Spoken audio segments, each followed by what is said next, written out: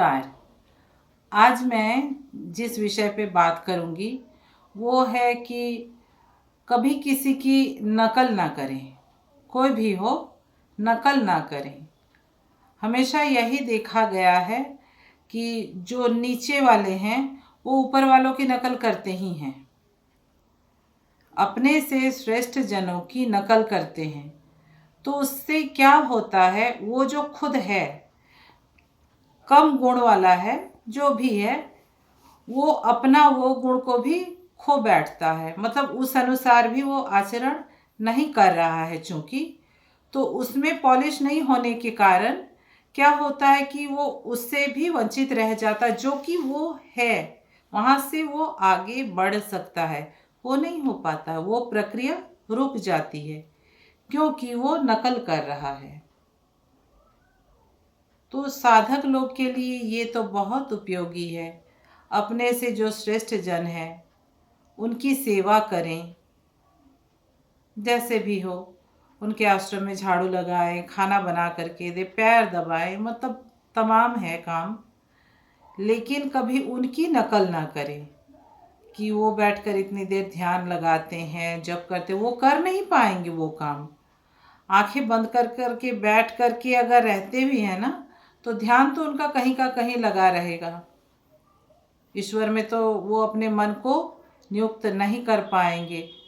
बैठना, टाइम खराब करना, इतना ही भर होगा।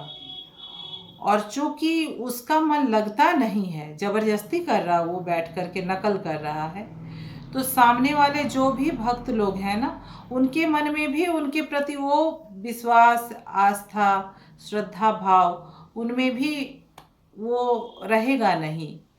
जैसे कि वो चाहेंगे कि उस महात्मा को इतना ज़्यादा मान देते हैं, तो इधर तो नहीं मान दे रहे, क्यों नहीं दे रहे, वो भी तो महात्मा है। लेकिन मन में जान रहे हैं ना कि वो है नहीं, किसी की नकल कर रहे हैं। तो नकल करने के कारण, क्योंकि परमात्मा हर घट में है, तो परमात्मा को तो खबर है ही कि कौन कहाँ तक पहुँचा हुआ है। इसीलिए कोशिश करनी चाहिए कि आप जहाँ हो वहीं से आप चलना शुरू करो।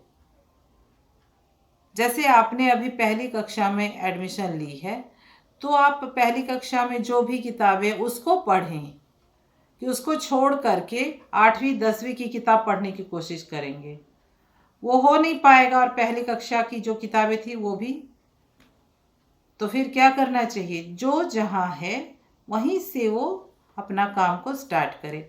तो फिर क्या होगा, एक समय आएगा जब वो धीरे धीरे अपना उन्नति, जैसे कोई शूद्र है और कोशिश में लगा हुआ है, सेवा का काम है शूद्र का, तो सेवा करता है बेचारा। तो ऐसा ना सोचे कि मैं यही काम करता रहूँगा, यही खाना बनाता रहूँगा, झाड़ू लगाता रहूँगा, बर्तन मांजता रहूँगा। नहीं, एक दिन ऐसा भी आएगा कि आप में वो क्षमता आएगी कि जब आप वैश्य श्रेणी में प्रवेश पाएंगे, तब क्या होगा आपका ना, कि आप अपने इंद्रियों को, जैसे गो पालन, गो मतलब इंद्रियां, इसको पालन, इसकी सुरक्षा करने में आप सक्षम होंगे। आप कोशिश करेंगे और आप सक्षम भी होंगे। आगे चल करके आप क्षत्रिय श्रेणी का साधक बनेंगे। तब फिर क्या होगा कि आपको युद्ध करना है और आप जीतेंगे भी। आपको लगेगा कि हो नहीं पा रहा है, अर्जुन जैसा बैठ गए। नहीं, आप बैठिए मत, हताश मत होइए, क्योंकि आप लड़ेंगे और आप जीतेंगे भी।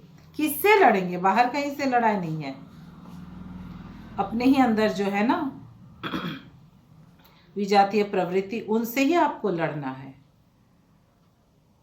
तो उनसे लड़ेंगे और आप जीतेंगे, फिर जाकर के आप ब्राह्मण श्रेणी में प्रवेश पाएंगे।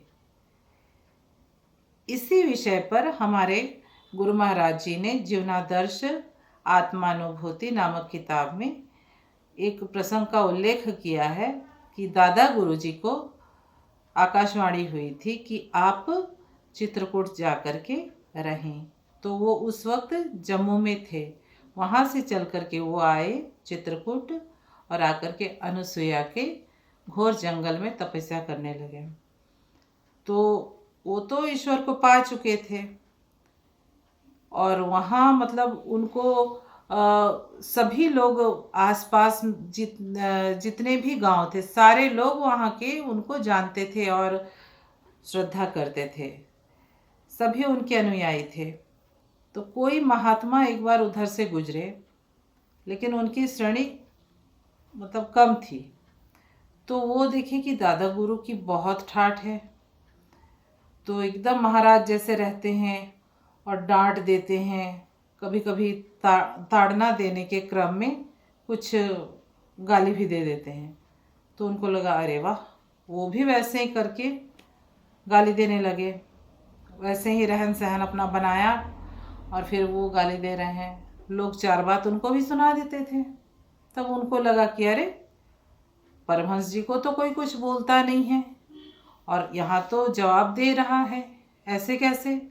ऐसे इसीलिए कि वो स्थिति तो उन्होंने प्राप्त की नहीं थी उस महात्मा ने, लेकिन नकल करने में लग गए।